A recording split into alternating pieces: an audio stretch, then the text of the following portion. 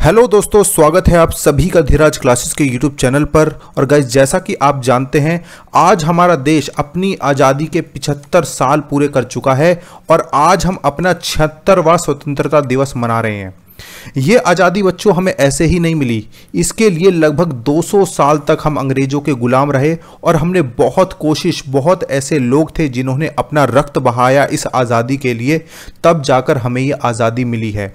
लेकिन आज हमारे देश को आज़ादी के मिलने के बाद भी बहुत सारे ऐसे पहलू हैं जिनमें उन्हें आज़ादी की आवश्यकता है, स्वतंत्र होने की ज़रूरत है, जिसमें है आपका सबसे पहले बेरोजगारी, अनएम्प्लॉयमेंट। दूसरा है आपकी निरक्षरता। बहुत सारे आज भी हमारे समाज में ऐसे लोग हैं जो साक्षर नहीं हैं। तीसरा, दहेज प्रथा। दहेज प्रथा बहुत सारी कुप्रथाओं में से एक है, इसे भी दूर किया जाना चाहिए। तो अभी भी हमारे समाज को अभी स्वतंत्र होने की आवश्यकता है और हम आशा करते हैं कि बहुत जल्द आपके और हमारे प्रयास से हमें इन सभी चीज़ों से भी स्वतंत्रता मिलेगी। ठीक है, आपका बहुत ज़्यादा टाइम नहीं लूँगा। एक बार पुनः आपको 76वें स्वतंत्रता दिवस की बहुत बहुत शुभकामनाएं। आप ध्वजारोहण जरूर करें और लोगों को भी इसके लिए प्रेरित करें। हर घर तिरंगा आपके घर में होना चाहिए। ठीक है, चलिए बात करते हैं आज की सीरीज की। तो आपको पता है अभी हमारी बेसिक ज्योमेट्री की सीरीज चल रही है और उससे पहले मैंने आपकी एक क्लास ली थी, उसमें मैंने आपकी बहुत ही बेसिक चीज़ें आपको समझाई थी। आज के जितने भी क्वेश्चन रहेंगे सारे NCERT बेस हैं या किसी ना किसी एग्जाम में पूछे गए इसी तरह के क्वेश्चन रहेंगे। ठीक है, चलिए बिना कोई आपका टाइम वेस्ट किए फर्स्ट क्वेश्चन को हम लेते हैं। फर्स्ट क्वेश्चन आपसे पूछते हैं, in the given figure angle AOB is a straight line, then find the value of x। देखिए यहां पर जो आप पिक्चर देख रहे हैं, इस पिक्चर में आपको बताया गया है AOB एक स्ट्रेट लाइन है, एक सरल रेखा है। और मैंने आपको बताया था पिछली वीडियो में, सरल रेखा आपकी 180 डिग्री की होती है। इसमें आपको x का मान बताना है। यहां पर आपको दो एंगल दिए गए हैं, 3x + 20 डिग्री, 4x - 36। आपसे x की वैल्यू पूछिए तो बहुत आसान है। इसमें आपको करना क्या है, ये सरल रेखा है तो इन दोनों ही एंगल का जो सम होगा, टोटल होगा, वो 180 डिग्री होगा। तो रख देते हैं इसको, 3x + 20 प्लस में 4x - 36 = 180। ठीक है, अब बस इसको सॉल्व कर लीजिए। 3x और 4x ये हो जाएगा आपका 7x, प्लस का 20 और माइनस के 36 ये हो जाएंगे आपके माइनस के 16 = 180। ठीक है, आप डिग्री लगाना चाहें लगाएं, आपको तो सिर्फ इन चारों में से एक आंसर निकालना है। तो 7x ये माइनस के 16 उधर जाके हो जाएंगे प्लस के 16, तो ये हो जाएगा आपका 196। अब x की वैल्यू क्या आ गई, x की वैल्यू आ गई आपकी 196/7। ठीक है, इसको सॉल्व कर लीजिए। 7 × 7 7 दूनी 14, ये बचे आपके 5 7 8 56। तो x की वैल्यू यहां से निकल के आ गई ऑप्शन बी 28। अब मान लो आपसे ये एंगल पूछता, आपसे पूछता है कि आपसे AOC की वैल्यू बताइए, तो यहां पर आप x की वैल्यू को रख देंगे, आपके दोनों एंगल भी निकल के आ जाएंगे। ठीक है, तो क्वेश्चन को ये किसी भी तरीके से पूछ सकता है। फर्स्ट क्वेश्चन आप समझ गए हैं, तो सेकंड क्वेश्चन आपके लिए बिल्कुल इजी सा क्वेश्चन है। मैं चाहूंगा कि आप वीडियो को 30 सेकंड के लिए पॉज कर दें और जल्दी से इसका आंसर निकाल लें और फिर अपने आंसर को क्रॉस चेक कर लें। ठीक है, क्या पूछ रहे हैं आपसे, दी गई आकृति में AOB एक सरल रेखा है। AOB एक सरल रेखा है। ठीक है, AOC 3x - 8 आपको दिया है, COD आपको 50 दिया है, BOD x + 10 दिया है। तो आपसे x की वैल्यू पूछिए। मैंने अभी आपको बताया, अगर ये क्वेश्चन में आपसे कोई एंगल भी पूछ सकते हैं, आपसे कह सकते हैं AOC की वैल्यू बताइए, हमसे सिर्फ x की वैल्यू पूछी है, तो सेम वही चीज है, आपको इन तीनों का प्लस कर देना है। सरल रेखा क्योंकि आपकी 180 डिग्री की होती है, तो 3x - 8 प्लस में क्या आएगा, दूसरा एंगल 50 प्लस में x + 10। ठीक है, इन तीनों को मिला के कितना होगा, 180 डिग्री होगा। ठीक है, क्योंकि सरल रेखा आपकी 180 की होती है। अब इसको प्लस कर लीजिए, सॉल्व कर लीजिए, जो भी आप करना चाहते हैं। 3x + x ये हो गया आपका 4x, माइनस के 8 प्लस के 50 और प्लस के 10, तो देखिए 50 और 10 ये हो गए 60। 60 में से 8 गए, ये बचे आपके प्लस के 52 = 180। ठीक है, अब ये प्लस के 52 उधर जाके हो जाएंगे माइनस के 52। ठीक है, 180 में से 52 गए, ये बचे आपके 128, इधर रह गया आपका 4x। x की वैल्यू क्या आ गई, सॉल्व कर लीजिए, 4 × 12 4 दूनी 8, x की वैल्यू आ गई आपकी 32। ठीक है, दिया है ऑप्शन में, ऑप्शन ए सही होगा, 32 इज द करेक्ट आंसर। ठीक है, अब मान लो आपसे ये पूछे BOD की वैल्यू बता दीजिए। ठीक है। तो x प्लस 10 है इस एंगल की वैल्यू, तो 32 प्लस 10 इसका मतलब ये कितना आ गया, ये आ गया आपका 42 डिग्री। ठीक है, समझ गए आप। बिल्कुल आसान सी चीजें हैं। अब लेते हैं अपना नेक्स्ट क्वेश्चन जो मैंने आपको पिछली वीडियो में भी कराया था। बिल्कुल सिंपल सा क्वेश्चन है। आपसे पूछा है what is the complementary angle of an angle of 62 degree. आपको इस क्वेश्चन में 62 डिग्री के कोण का पूरक कोण बताना है। अगर आपको पता है कि पूरक कोण कितने डिग्री का होता है तभी आप इसका आंसर दे सकते हैं। देखिए, पूरक कोण में यह होता है कि आपका angle A plus angle B, कोई भी दो एंगल हैं उनका सम 90 डिग्री होता है। ठीक है, अगर आपको एक एंगल दिया है तो उसे 90 में से माइनस कर लीजिए। ठीक है, तो 62 आपको दिया है तो 90 में से 62 को आप माइनस करेंगे, ये कितना आएगा आपका, ये आएगा आपका 28 डिग्री। यानी कि एक एंगल है आपका 62 डिग्री, दूसरा होगा 28 डिग्री, तभी जाके इनका टोटल कितना बनेगा, 90 डिग्री बनेगा। इसी को हम कहते हैं कॉम्प्लीमेंट्री एंगल। ठीक है, पूरक कोण। तो कौन सा ऑप्शन सही होगा यहां पे, ऑप्शन बी सही होगा। बिल्कुल सिंपल है। थर्ड एंड फोर्थ क्वेश्चन बिल्कुल आपके रिवीजन के लिए रखे गए हैं। ठीक है, चलिए लेते हैं अपने नेक्स्ट क्वेश्चन को, फोर्थ क्वेश्चन को। फोर्थ क्वेश्चन में क्या कह रहे हैं, इसमें आपसे सप्लीमेंट्री एंगल पूछा है, एंगल 62 ही दिया है। अब कंफ्यूजन बच्चों को यही होती है कि पूरक कौन सा है, संपूरक कौन सा है। इसको याद कर लेना, संपूरक। भाई संपूरक में देखिए एक वर्ड ज्यादा जुड़ गया ना तो ये होगा आपका 180, और पूरक होता तो सिर्फ कितना होता, सिर्फ आपका 90 होता। ठीक है, आप अपने तरीके से भी कोई भी ट्रिक बना लेना, याद रख लेना। अब संपूरक कोण पूछा है, सप्लीमेंट्री एंगल पूछा है, तो एक एंगल दिया है आपको 62 डिग्री, तो इसे अब हम 180 में से माइनस करेंगे। ये कितना आएगा आपका, ये आएगा आपका 118 डिग्री आएगा। 180 में से 62 को माइनस किया, 118 डिग्री। ऑप्शन ए यहां पे सही हो जाएगा। थर्ड एंड फोर्थ क्वेश्चन बिल्कुल सिंपल क्वेश्चन है, आपकी रिवीजन के लिए रखे गए थे। अब लेते हैं कुछ अपने अच्छे क्वेश्चन को। अच्छा क्वेश्चन क्या है, ये जो अभी आप फिगर देख रहे हैं, क्या कह रहे हैं इस फिगर में, इन ट्रायंगल एबीसी, ये जो ट्रायंगल दिया है एबीसी, इसमें ए बी बराबर है बी सी के, ए बी बराबर है बी सी के, यहाँ ये आपको यहाँ पे दिया भी है। ठीक है, ये जो मार्क किया गया है ना, यानी कि ए बी बराबर है बी सी साइड के। बी एंगल है x डिग्री का, ये है आपका x डिग्री। ए है आपका 2x माइनस 20 डिग्री। तो आपको एंगल बी की वैल्यू बतानी है, यानी इसकी वैल्यू आपको बतानी है। कई बार बच्चों आपको ये फिगर बना के नहीं देगा, और मोस्टली आपको फिगर नहीं दी जाएगी, तो थोड़ा सा आपकी प्रैक्टिस के लिए मैं ये सारी फिगर्स आपको बना के दिखा रहा हूं। अब देखिए, यहां पर आपको बताया गया है ए बी बराबर है बी सी के, तो जल्दी से मुझे बताइए ये कौन से टाइप का ट्रायंगल होगा। भाई आपको पता है तीन तरह के आपके ट्रायंगल होते हैं। एक होता है आपका इक्विलेटरल ट्रायंगल, यानी कि जिसमें तीनों साइड बराबर होती हैं। अगर ये 5 सेंटीमीटर है तो ये भी 5 होगी, ये भी 5 सेंटीमीटर होगी। ठीक है, हिंदी में इसे हम कहते हैं समबाहु त्रिभुज। क्या कहते हैं, समबाहु त्रिभुज, और इंग्लिश में हम इसे कहते हैं इक्विलेटरल ट्रायंगल। ठीक है, दूसरी तरह का आपका ट्रायंगल होता है जिसमें दो साइड बराबर होती हैं, कोई भी दो साइड होंगी, जैसा कि इसमें दिया है, ये बराबर हो सकती है इसके, या मान लीजिए कोई दूसरी बराबर हो सकती है। तो जिसमें दो साइड बराबर होती हैं, हिंदी में उसे हम कहते हैं समद्विबाहु त्रिभुज, यानी इसमें दो साइड बराबर हैं, और इंग्लिश में हम उसे कहते हैं आइसोसेलेस। इसमें ध्यान देने वाली बात बच्चों ये होती है कि जो भुजाएं बराबर हैं उनके आमने सामने के एंगल्स भी बराबर होते हैं। अब यहां पर देखिए, एंगल ए आपको दिया है 2x माइनस 20, तो ये वाला जो एंगल होगा ये भी यही होगा 2x माइनस 20।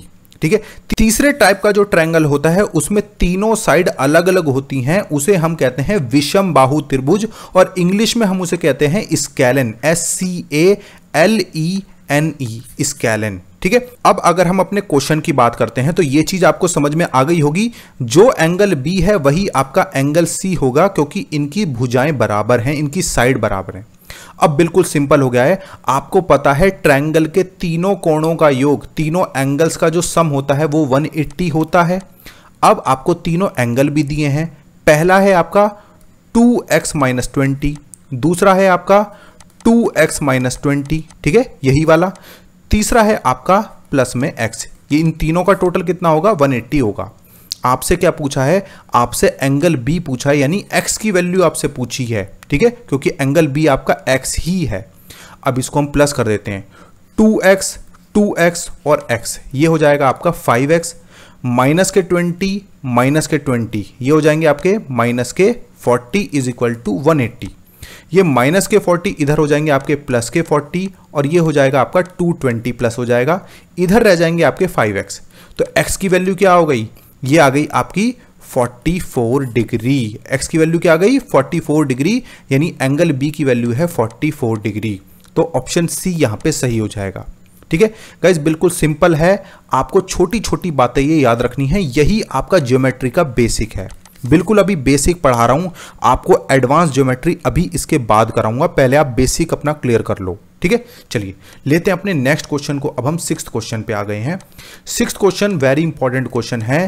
देखिए अभी मैंने आपसे बेसिक की बात की ना, बच्चे बड़े हाई लेवल के क्वेश्चन करके चले जाते हैं और इस तरह के क्वेश्चन जब आपके एग्जाम में आते हैं बच्चों को पता ही नहीं होता। ये क्वेश्चन पूरी तरह से एक प्रैक्टिकल क्वेश्चन है। अगर बच्चे को कंस्ट्रक्शन की नॉलेज नहीं है, कंस्ट्रक्शन क्या होता है, जैसे आपको पता होगा ना कि इतना ट्रायंगल ड्रॉ कीजिए, इस वाली साइड का ऐसा ट्रायंगल ड्रॉ कीजिए, तो अगर उसकी नॉलेज बच्चे को नहीं है तो बच्चा इस क्वेश्चन को कर ही नहीं पाएगा। लेकिन मैं आपको कंस्ट्रक्शन नहीं सिखाने वाला हूं, मैं आपको एक छोटी सी थ्योरम या आप कह लीजिए एक छोटी सी इंफॉर्मेशन दूंगा आपको, आपका उससे ये क्वेश्चन सॉल्व हो जाएगा। देखिए क्या कह रहे हैं आपसे, निम्नलिखित भुजाओं के साथ कौन सा त्रिभुज संभव है, which triangle is possible with the following sides.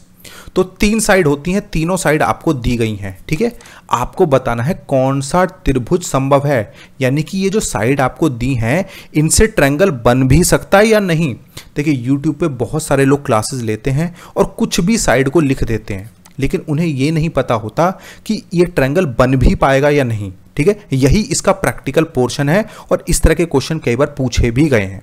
अब हम इसे कैसे सॉल्व करेंगे, इसके लिए सिर्फ आपको यह याद रखना है कि त्रिभुज की, एक ट्रायंगल की कोई भी जो 2 साइड होंगी उनका जो प्लस होगा, उनका जो सम होगा वो हमेशा तीसरे वाली से ज्यादा होना चाहिए।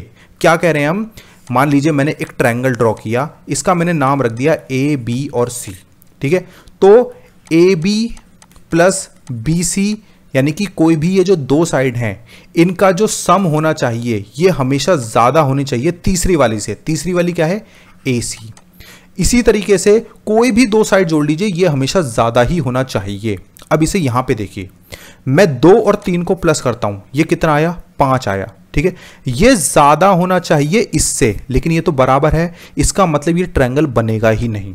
अब बी में देखिए, 6 और 3 9, 9 ज्यादा है 2 से। ठीक है, तो ठीक है, अब हम इसे आगे भी देखेंगे। आगे कैसे, 3 और 2 को जोड़ के देखिए, यह आया आपका 5। क्या 5 ज्यादा है 6 से, नहीं। इसको जो हम प्लस कर रहे हैं तो ये वाला ज्यादा नहीं आ रहा है, तो ये भी ट्रायंगल पॉसिबल नहीं होगा। हमें 3 बार प्लस करके देखना है।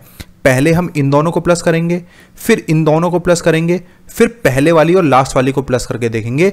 अब थर्ड वाले में देखिए, 3 और 6 कितना हो गया, 9 हो गया। 9 7 से ज्यादा है। ठीक है, तो पहली कंडीशन फुलफिल। 6 और 7 को प्लस करके देखिए, 7 और 6 13, 13 3 से ज्यादा है, तो सेकंड कंडीशन भी फुलफिल।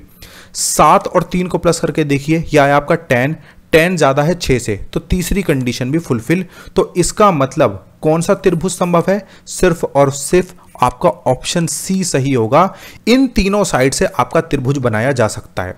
अब आप इसका प्रैक्टिकल पोर्शन समझिए, मैं क्या कहना चाह रहा था आपसे। मान लीजिए मैं इसकी बात करता हूं, ठीक है, इस वाले की, ऑप्शन बी की बात करता हूं। मैंने एक साइड ड्रॉ कर दी 6 सेंटीमीटर की। ठीक है, अब बची कितनी, 3 और 2। मान लीजिए मैंने 3 यहां पे ड्रॉ कर दी, 2 यहां पे ड्रॉ कर दी। आप मान के देखना ये दोनों मिल ही नहीं पाएंगी। ठीक है, 3 यहीं पे रह जाएगा, 2 यहां रह जाएगा, ये त्रिभुज बंद ही नहीं हो पाएगा। तो इसीलिए मैं कह रहा हूं हमेशा जो 2 साइड का टोटल होना चाहिए वो तीसरे वाली से ज्यादा होना चाहिए। ये हमेशा आपको 3 बार प्लस करके देखना है। ठीक है, चलिए अगर आप समझ गए हैं तो अब अगले क्वेश्चन पे चलते हैं। 7th बिल्कुल यही क्वेश्चन है। क्या कह रहे हैं, निम्नलिखित भुजाओं के साथ कौन सा त्रिभुज संभव नहीं है, यानी कि इनमें से कोई एक ऐसा होगा जो पॉसिबल नहीं होगा। तो कुछ नहीं, हम तीनों को प्लस करके देखते हैं। कैसे, 11.2 और 6.3 को, तो 11 और 6 कितना होता है, ये होता है आपका 17, तो ये 5 से ज्यादा ही है। ठीक है, 5 और 6 को प्लस करके देखिए, 6 और 5 11, 11.3, 11.3 ज्यादा है 11.2 से, तो ये भी बिल्कुल सही है। 5 और 11 को प्लस करके देखिए, ये ज्यादा है ऑलरेडी 6.3 से, तो इसका मतलब पहले वाला जो ट्रायंगल है ये पॉसिबल है। ठीक है, तीनों बार हमने प्लस करके देखा है।